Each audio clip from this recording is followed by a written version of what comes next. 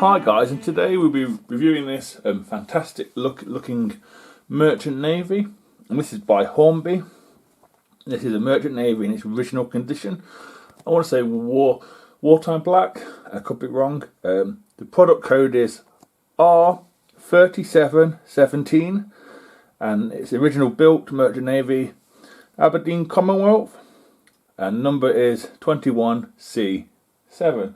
This was announced in 2019 and it's only just come through today in 2021. A few issues in the factory, so I've been told. From this angle, it does look fantastic. Looks a bit basic in the black, but we'll get in and see what it's all about, shall we?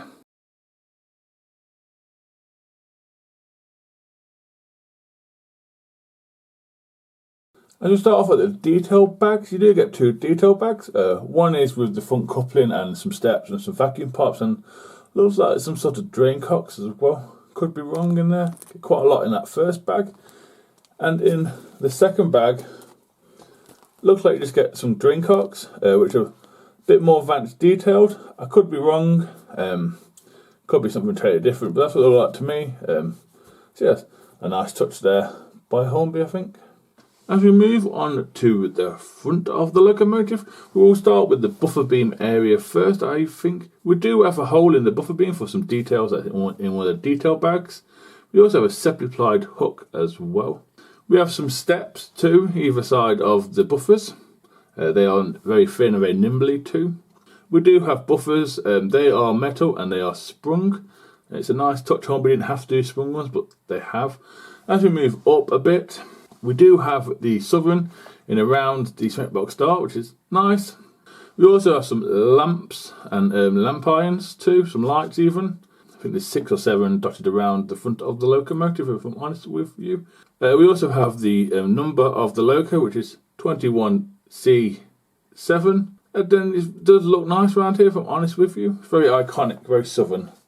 So as we move on to the side of the locomotive, or the model, it does look fantastic in this Merchant Navy wartime black.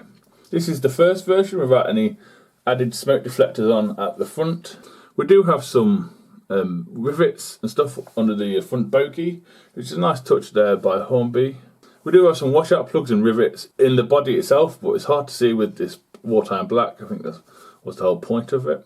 We do also have a cab number, which is 21C7. The gap between the C and the 7 is there, but on the website and on the box there is no gap. I don't know what's that about. I just thought I'd point it out and show you anyway. Below that we do have a fixed axle and some piping of some description from the cab. As we move on to the other side of the locomotive, it's pretty much like the same, but we do have on this side and the other side we do have the nameplates, which aren't etched, but they're nicely applied, if I'm honest with you. And the name of this locomotive is Aberdeen Commonwealth, and it's in its original condition. And look, it's not hatched, but it is nice, and it does look the part, if I'm honest with you. As we move towards the cab area, we do have some different type of piping down there, some sort of copper style piping like the other side, but a bit more strict.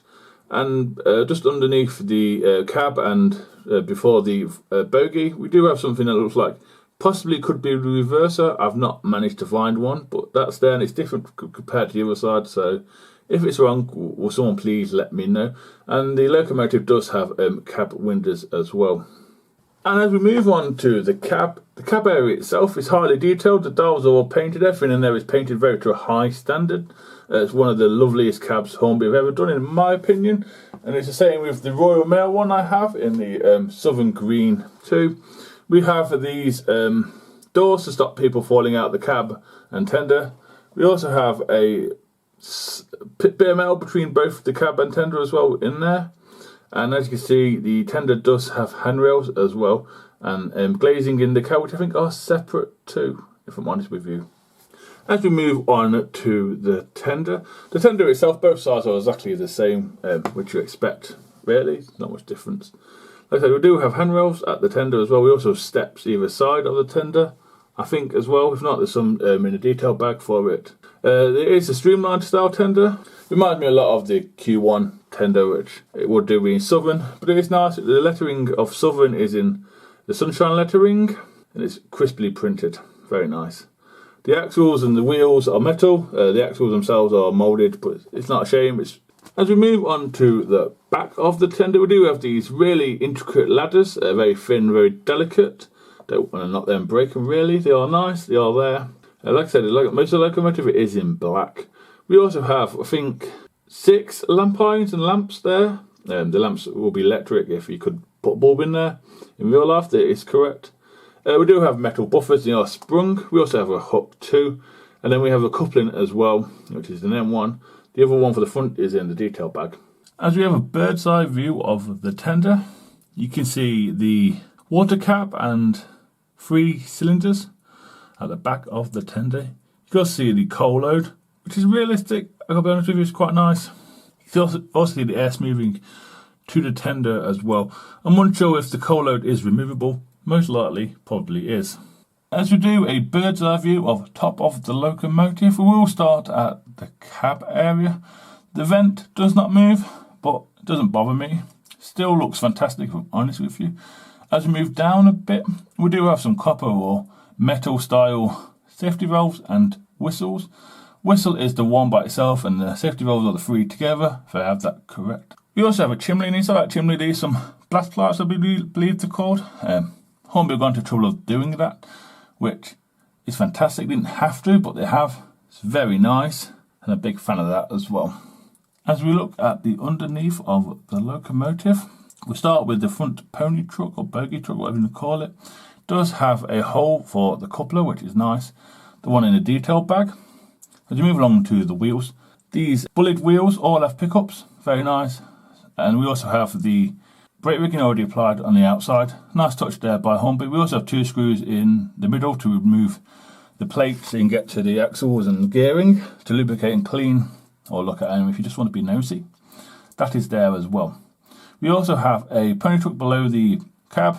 It is fixed, like I said before.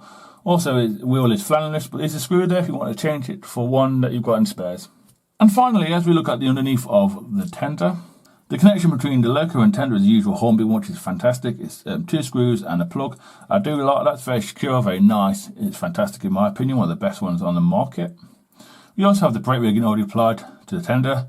Nice touch there from Hornby. I do believe that the 6 wheels on the tender do have pickups. I can't find any pickups myself, but I think they do have them, from what I've been told. We also have a coupler at the end, already applied.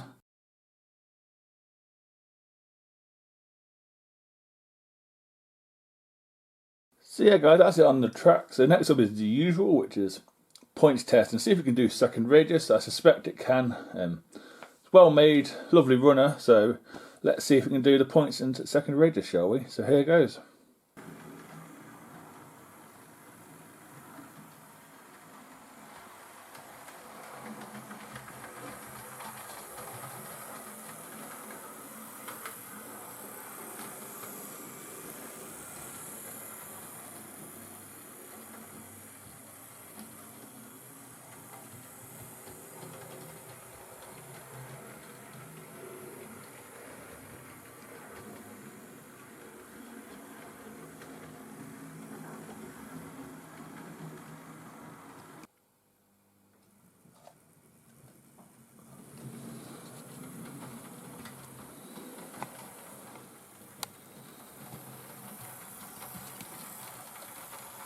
Not bad on DC, what's that, 20 there on that Gauge Master controller. Probably could get it going slower, but yeah, that's pretty good.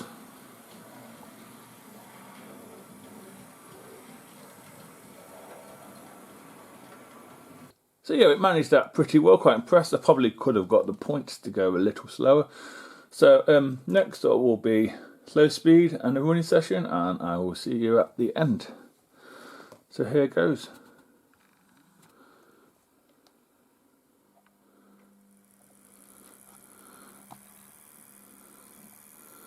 It's quite impressive. What's that? 15, shall we call it? Quite impressive, that is.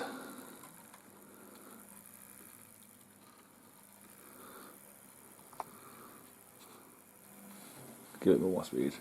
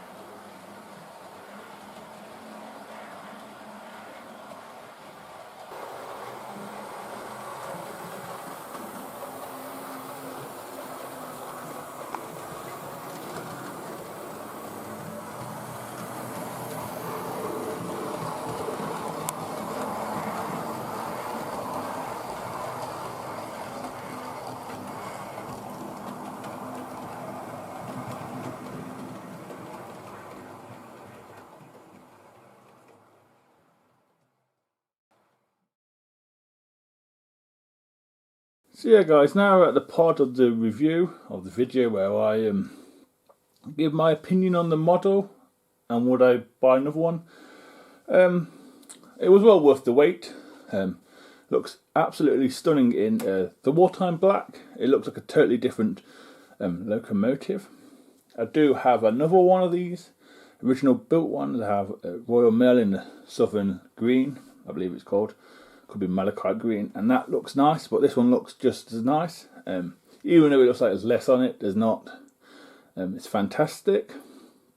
Like I said, would I buy one again?